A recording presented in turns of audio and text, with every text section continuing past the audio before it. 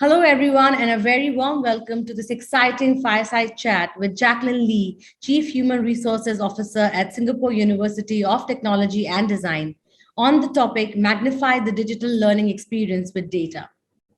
The newfound AI powered L&D infrastructure has revolutionized the global learning experience for employees. In this exciting chat, we will explore how data analytics plays a critical role in magnifying the digital learning experience, discovering new ways to bolster the change, and identifying the top technologies that are extensively changing the L&D space in a hybrid work environment. And with great pleasure, I would now like to invite and introduce our speaker for this session. We have with us Jaclyn Lee, Chief Human Resources Officer at Singapore University of Technology and Design. Jaclyn is an HR leader with more than 25 years of experience in the full spectrum of human resources. She has led major strategic changes in the various organizations that she has worked for, and also has rich experience in managing large HR projects at both local, regional, and national levels. Hi, Jaclyn. Thank you so much for joining us for this session. Good morning. Great. And I'm sure our audience will get to learn a lot from what you'll be sharing today. So without much delay, let's start this conversation right away. So Jaclyn, we know that with the ever evolving work norms, technology has become fundamental to the learning mechanisms as well.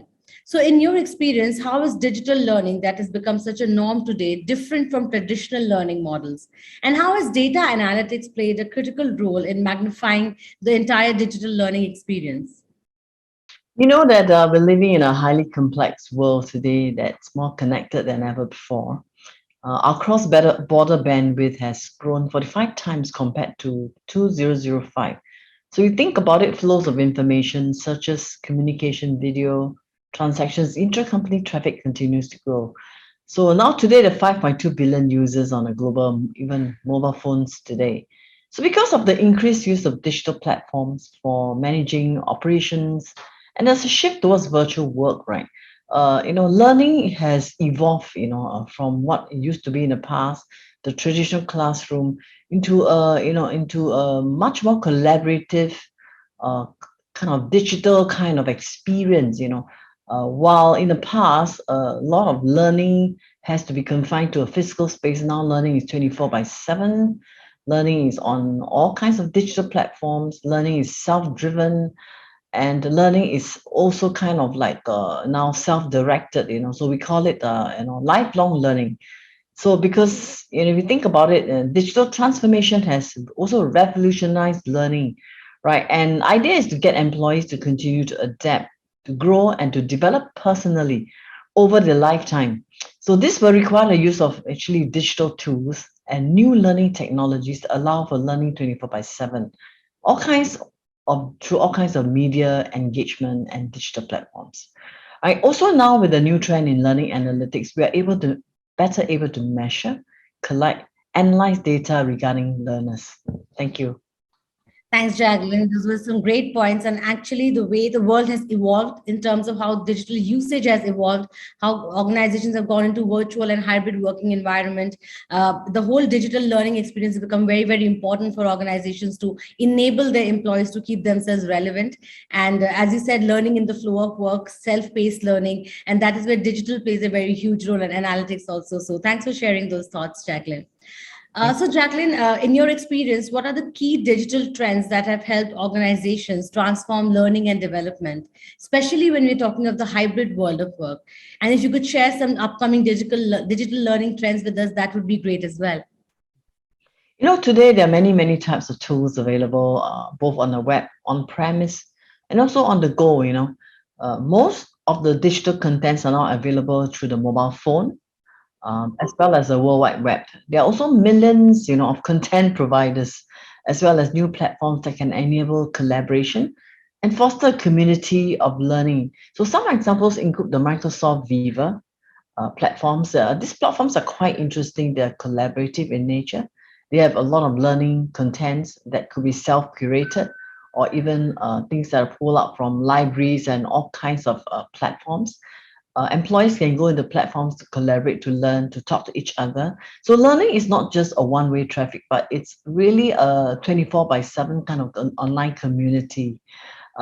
Case in point, for example, at SUTD, we have this digital platform, collaborative platform called Spilter. So we use it for digital brainstorming. We use it for team and project discussions. So materials that we gather, content that we gather can be pushed onto this kind of platforms where people self-learn and as well as same time get into communities where they can discuss and share their opinion on topics. So learning nowadays have really transformed a lot from the olden days. And if you think about it, these platforms actually foster a sense of community. And new trends also include gamification. Use of Zoom is kind of prevalent, and with the COVID-19 pandemic, it has really changed the way people view learning. People are more adept to going to e-learning platforms. So you have Slack for interaction, also all kinds of learning on the go. So today, things have transformed, things have changed. Learning is on the go, as I say, 24/7 through all kinds of digital technologies. Thank you. Yeah, thanks, Jaclyn. That's a great point again. I think, and as you said, that it's a collaborative effort now. I think people learn together, and the learning experiences that organizations create for them are very customized and hyper personalized based on the feedback that you receive from your employees, and then you customize your learning platforms or learning content according to their learning needs and also that are aligned to the organization's goals. So that's how it is, and it's 24/7. It is on the go, anytime, anywhere is where people can learn from. So thanks for sharing that, Jaclyn. Great points. Also, Jaclyn, how would you define an effective digital learning experience for employees? And what are the learning obstacles that employees face, and how can you overcome those? So the use of big data can really enhance digital learning, and big data actually use big data to help us to improve employee learning, and help us to be able to manage learning better and cheaper, and also data analytics. We call it learning analytics. Provides organizations, with the necessary platforms and tools to help us to boost our recruitment and retention. And it's also used as part of talent management and succession planning to improve learning. So this kind of analytics can actually do several things. Can help predict learners' performance, can provide them with a very personalized experience, increase retention rates of learning, helps to improve future courses and boost cost efficiency. Now we use learning analytics and to help us to gain the ability to also customize and tailor our learning experiences for each and every individual learner. So for example, one of the examples, learners can be provided with links to sites that can help them to effectively comprehend the topic, or even videos that can allow them to learn through a more auditory visual approach. So with learning analytics, what we do is we track each learner's progress, and we can customize and tailor so that we maximize the learning experience for each and every employee. So the use of learning analytics today actually help to complement and make a more effective digital learning experience for employees. Thank you very much. And I think that's really important if you want to create a culture of learning. That's continuous learning for employees. You have to create those experiences for them, which are personalized, which are aligned with their personal goals, as well as which align to the organization's goals, as I said earlier. So I think that's how you create an overall learning experience. You use analytics, learning analytics, as you rightly said, to understand what they are learning, what is working for them, and then keep creating those kind of experiences for them. So great points again. Thanks, Jaclyn. Thank you so much. Also, Jaclyn, a lot of skills have kind of changed, and organizations had to reimagine a lot of their learning practices accordingly. So please share some top 3 skills that every employee, irrespective of their business function, must adopt to thrive, in an ever evolving business environment that we are living in. And how can employees thrive in this continuously evolving digital learning landscape? Thank you for that question. The nature of work and the job is changing with a lot more automation in intelligent robots that are replacing human labor. For example, in the last 2-3 years, we have been actually using RPA to help us to look at work processes, to automate some of the processes that are more repetitive, so that employees can be freed to do more value-added work. So we think about the trends that are happening in today's world with Industry 4.0, with with the invention of new technologies. Now information and data are going to be your new currency. So I kind of, like, case in point, think about Perhaps even 5, 6 years back, my wallet used to have maybe slots for 10 cards. Now I only need a slot for maybe 2, 3 cards, but the rest are using your mobile to pay. So if you think about today, the value of money, no one carries a lot of cash in their wallet anymore. So information and data are your new currency. The most powerful companies in the world are going to be your, companies that carry a lot of data. Google, your Facebook, social media, giants, So while information and data are the new currency, your talent and the skills and ideas are going to be the new form of human capital. So the new kind of skills are going to be in AI, data analytics, 3D printing. They will be the new skills. And to top it up, lifelong learning, it is a necessary prerequisite to effectively compete in this world. So I tell all my learners, and when I speak in conferences, I always say that the three things you need to think about. First thing, you need to unlearn. You need to unlearn old skills, and after you unlearn, you got to learn. You got to relearn new skills, wherever you are, how old you are. And after relearning new skills, you could continuously learn 24/7 to continue to acquire skills. So we call it unlearned, relearned, as well as continuous learning. So three-step process.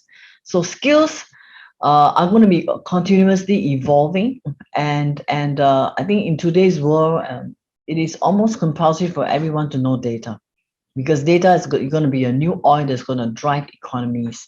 So again, I emphasize data analytics, 3D printing, as well as creative ideas are going to be a new form of skills. Thank you. Yes, great, Jaclyn. In times when we are talking and fearing how automation might take away some jobs, it is imperative that employees upgrade their skills, upskill, and as you said, unlearn, relearn, and then be on a path of continuous learning. That's how they'll keep themselves relevant and for the job market, for the organization that they're already working for as well. So great points again, Jaclyn. Thank you so much for sharing. You spoke a lot about how data is, it is the new currency, data and information, Jaclyn. So how can organizations leverage data-driven insights to reimagine skill sets for their employees? Right, that's a good question. So as previously shared, the use of big data in learning, it's going to help organizations to, much more effectively plan their learning function, strengthen skill sets. Now, data that's used in workforce planning, for example, help organizations to look at the capability gaps that are needed to meet future goals. So case in point, perhaps a quick sharing about in the university, 2 or 3 years back, I did a very massive workforce planning project. We actually looked at every job in the university, every employee's job. We studied every job and the kind of time, the kind of skill sets needed to do every job. And from there, we started to look at what were the things that people were doing right, the things that, people that were doing that could be, automated, and as well as repetitive processes. We also kind of take a look at the future skills that are needed to drive organizational goals in the next 3 to 5 years. And from there, we started to look at we use data analytics to analyze the kind of gaps between current skills and future skills, and the kind of things that that can be automated by machines. And from there, we managed to kind of look at major skills that we need to shore up in our competencies, and some of the skills may not be able to be achieved through learning and development, and for those that we can't, we do skills acquisition. It means we recruit. For those we can't, we actually did a very big L&D project to actually show up our capabilities. And that was not possible without the use of data analytics, and really doing a very detailed workforce planning project using data to understand the gaps. And pleased to say that the last 3 years, our e-learning has actually accelerated by more than 100%. Since the pandemic, employees have been doing a lot of self-learning. Training hours have really increased tremendously. We have managed to show up quite a lot of competencies in data analytics, even in RPA, and various kind of skill sets to actually bring the university to the next level. So the use of data is actually imperative, is important to help organizations to reimagine skill sets, especially to a very big project like workforce planning. Thank you. Great points, Jaclyn. I think the way, as you said, organizations are being reimagined, especially since the pandemic, everything had to be reset, and there was a process where organizations had to rethink what kind of skill sets are going to work for them going forward. And that is where data played a very important role in understanding what skills are there, what gaps are there, and how do you need to fill those up. So that's how data plays a very important role. Also, understanding the learning journeys of your employees and how are they learning, what are they learning, what is working for them, and then creating courses and content and creating a learning experience for them overall. I think that's going to be very important for organizations. So some great points there on how data can actually help organizations, reimagine their skill sets. On that note, Jaclyn, now it's time for our final question for this conversation. An L&D function would be directionless without a dynamic and long-term learning strategy, Jaclyn. In your experience, what could be the core tenets of a digital learning strategy today? So digital learning strategies cannot deviate too much from the overall human capital strategy that's needed to drive organizational goals. So when you develop your L&D plan, what I normally do is I take a look at the overall corporate strategy. So I find that a very useful tool is that of a balanced scorecard. So typically when we do a balanced scorecard, we look at the key organizational goals and the core drivers that can help organizations achieve strategic objectives. And from the core drivers, we look at what are the core capabilities that are needed to enable organizations to meet their objectives. So when we look at the core skills that are needed in an organization, we start to look at how can digital learning complement the main learning strategy. So digital learning is not a means to an end, it's never an end by itself, but we normally take digital learning strategy to complement the main learning strategy. And it is part of the continuous development and lifelong learning in today's organization. So I think since the pandemic has started, most people are actually adept in using digital platforms. So I find it very useful that sometimes learning can be hybrid. It doesn't have to be a total 100% digital experience. Some learnings have to be on-site. For example, orientation programs, I find it useful to meet employees face-to-face, especially for new employees. So it really depends on the kind of learning. Some learnings are action-orientated. It has to be experiential, so it has to be on-site. While some kind of learning can be on the digital platforms. So a hybrid approach, in fact, is the most appropriate approach. Online learning can always complement, face-to-face learning. So digital learning strategies must always complement the main human capital development strategy. And I believe that if you combine both together, it really, really makes the whole learning experience a lot more, thorough, a lot more effective. Another interesting thing I like to share is that in SUTD, our students mainly is an engineering university. We do a lot of experiential learning with our students. For example, with 3D printing, you need to do fabrication. So students have to be on campus, work with machines, work with their hands to fabricate materials. And while at the same time, we use a lot of digital platforms and learning technologies to complement the learning that can be done online and self-paced. So a blend of both will be actually excellent. Thank you. Yeah, thanks, Jaclyn. I think that really makes a lot of sense because we are working in a hybrid work environment. So learning also has to become hybrid, which is a mix of digital plus experiential on-ground learning techniques, which makes it a wholesome experience for everyone. And as you very rightly said, your digital learning strategy has to be a very core tenet, a core part of your overall learning strategy of the organization. And that's how you create a hybrid mode, which is working both for the employees and for the organizations as well.